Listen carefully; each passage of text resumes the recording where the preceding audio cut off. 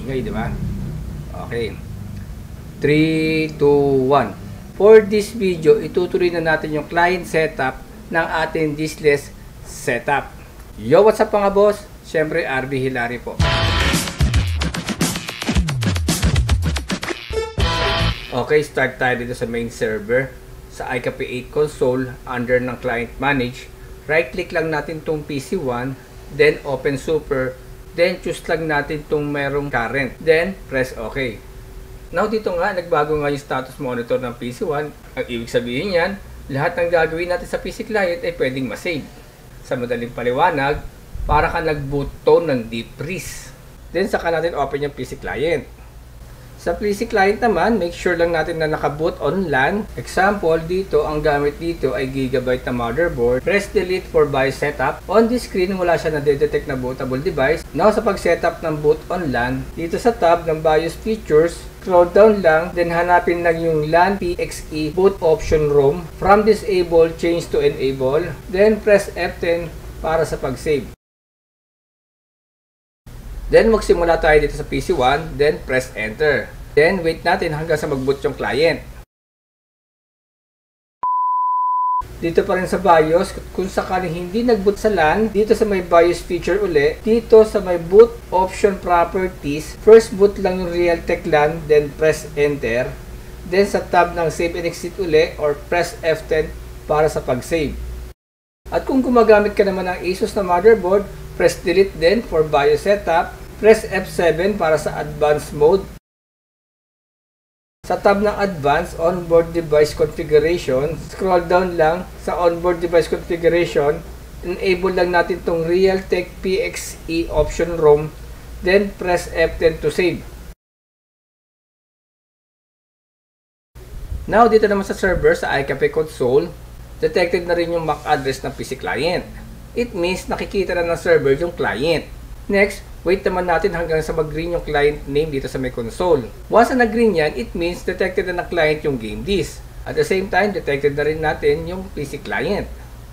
Start tayo sa pag-install ng driver ng graphics card. Sa Google, search lang natin GeForce NVIDIA. Uunahin natin lagi yung pag-install ng graphics card para mas maayos natin makita yung display ng ating screen. Dito ay gagamit tayo ng GeForce NVIDIA driver. Then, select natin kung anong model ng graphics card na gamit nyo. Okay, kung gumagamit ka ng NVIDIA driver, mas maganda, wag mo munang gagamitin yung latest version. Kasi nga baka meron pa siya issue or baka hindi pa stable yung bagong version. So, much better, mas gagamitin natin yung previous version. Then, proceed tayo sa download. Dito sa download folder, wait natin until matapos yung downloading. After mag-download, diretso na tayo sa installation. Dito sa PC1, dito ay gagawa tayo ng default image. Itong default image, sa madaling paliwanag, ito yung pinaka-main image ng lahat ng magiging client natin. So dito mag-i-install tayo ng MS Office, Internet Browser, Mozilla Firefox, Microsoft Edge, yung Google Chrome. Then mag-i-install din tayo ng ibang application gaya ng WinRAR, VLC, Adobe Reader, Microsoft C++, at iba pang kailangan natin i-install para gumana na maayos yung ating PC client. Then, setup na rin natin yung mga games, like example, yung Valorant. Setup na rin natin yung Roblox. At dito nga, nagbago nga yung resolution ng desktop. Mas naging white and clear na yung display. Next, restart natin yung PC. After mag-restart ng PC client, then sunod na natin yung iba pang other device. Dito sa may device manager, malalaman natin kung ano pa yung hindi pa natin na-install. Gaya na meron pa naka-exclamation mark. Dito gagamit tayo ng CPUSA para ma-check natin kung anong model ng ating device. Example, dito sa motherboard. Dito nga, ang gamit dito ay Gigabyte motherboard. Sa Google uli, search lang natin kung anong model. Search lang natin kung anong model at saktong version ng ating board. Under na support tab, choose lang natin yung operating system na ginagamit nyo. Kung gumagamit ka naman ng 3.5 stereo jack na headset, mas maganda i-download mo din yung audio driver para mas lumabas yung sound quality ng headset. At kung gumagamit ka naman ng Intel na board, download mo lang itong Intel Management Engine Interface. Download mo din itong Intel INF. Ito kasi yung karaniwang driver para sa PCI Communication Controller at sa SM Bus Controller.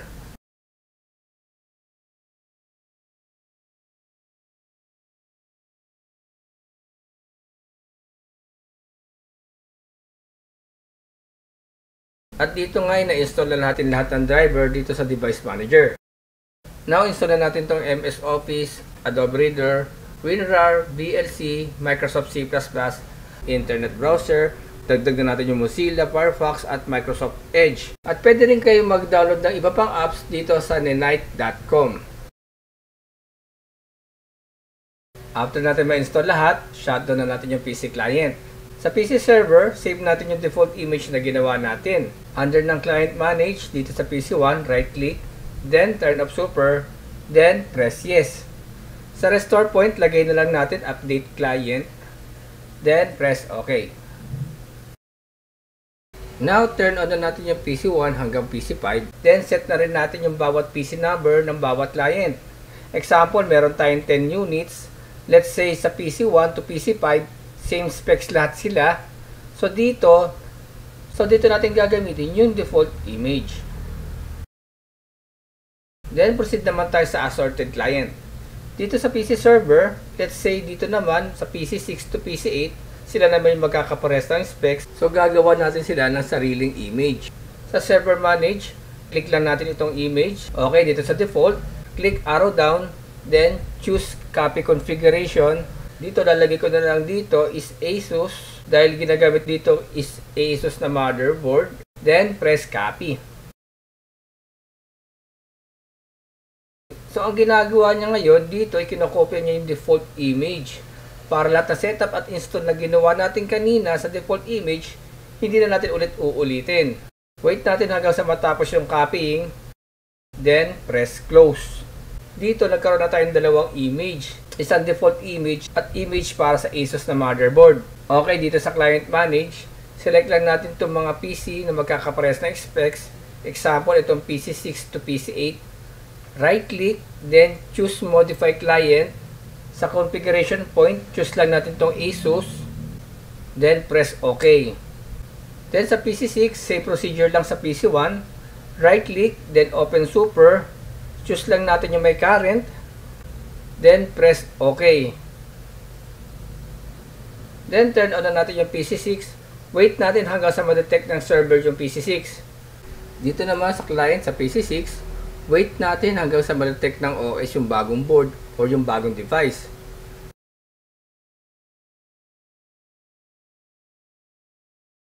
After mag-auto-detect, proceed tayo sa pag-uninstall ng driver. Uninstall natin yung driver ng default image.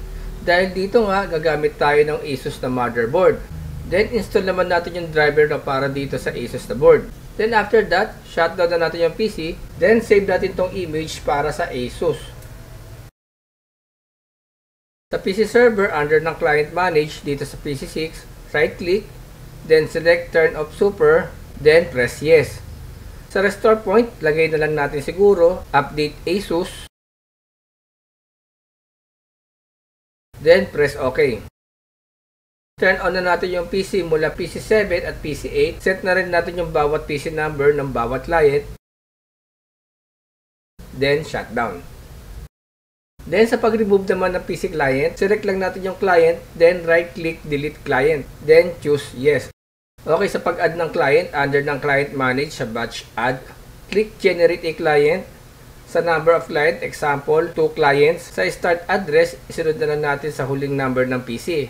Example, 192.168.1.109. Sa start name, lagay natin syempre PC9. Then, click Generate Client. Then, sa mirror, select down, then press OK. Okay, dito sa Server Manage, gagawa tayo ulit ng image para sa bagong board. Click lang natin itong image. Okay, dito sa default, click arrow down, then choose Copy Configuration. Dito, lagay na lang natin AMD PC. Then, press Copy.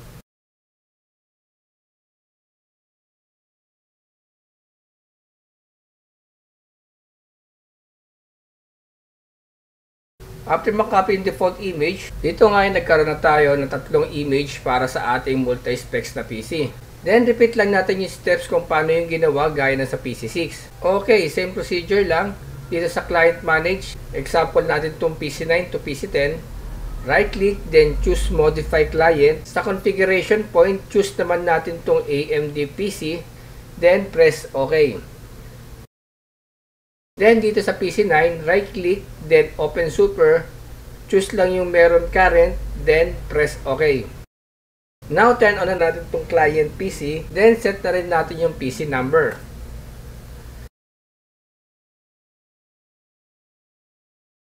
Dito nga, ang gamit na natin dito ay AMD. Uninstall lahat natin ng Intel driver na naka-install.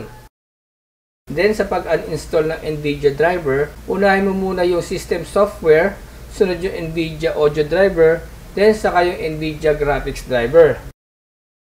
Then sa Google, search nyo lang yung model na gamit yung board, then download and install. After natin ma-update lahat ng driver, shutdown na natin.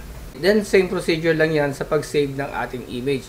Sundan nyo lang yung steps gaya na sa PC6. Okay, sa iba pang link, ilalagay ko na lang sa may comment section sa aking Facebook page. Then para sa password, nakashow lang yan dito sa may screen. At kung meron pa kayo ibang katanungan about this video, i-comment nyo lang dyan sa may comment section, banda dyan sa may baba. Or pwede rin kayong mag-comment sa aking Facebook page, i-follow nyo lang RB Hilario Official. At sa mga bago kong subscriber, maraming salamat po sa inyo lahat. At sa mga hindi pa po nakakapag-subscribe yan, ay mag-subscribe na kayo at hit na rin yung notification bell para ma-notify kayo every time may bagong video na ilalabas. So hanggang dito na lang mga boss. Yo!